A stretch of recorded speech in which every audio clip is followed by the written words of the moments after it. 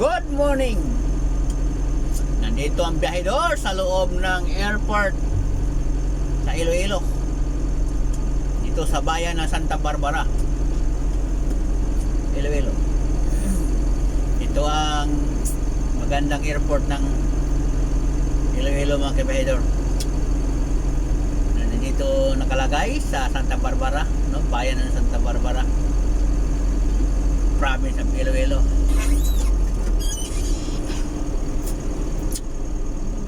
Napakaganda ng daan nila dito, kabiyahedor. Tingnan mo naman yan, sana all. Ano pala ngayon, no? Holiday pala ngayon, Independence Day, araw ng mga kalayaan ba? Siguro sa mga dayuhan ito ang kalayaan natin, pero sa mga oligarch wala eh. Wala tayong kalayaan. Naghirap pa rin tayo. Yung mayaman lang palagi yung mga malaking negosyante, no? Mga oligarch, kaya ng mga sa electrical, sa mga electric, no? Mga electric company. Pero mo, mga loose connection nga ninakaw ng mga magnanakaw ang magbayad, yung mga ordinaryong tao nga, mga kliyente nila, no? So, talagang ang negosyo nga kuryente talaga, kabiyahedor, na pagka walang lugi, no? Kasi pag mag-installation ka, mayroon pang installation fee yan.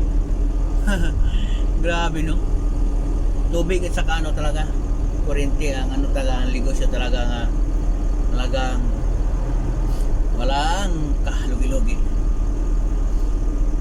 Kasi kung mayroong kuryente nga mawala, no? Binabayaran niya ng mga consumer. Ganyan kawalang klaro ang gobyerno natin.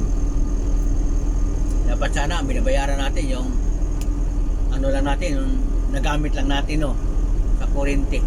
Pero nangyari kasi ngayon, pag tinitingnan mo ang bill, daming binabayaran, no? May mga transmission pa, distribution pa, may mga others pa dyan, may mga sina-charge. Ang pinaka matindi noon na hindi ko nagustuhan talaga, yung mga loss, no, ng mga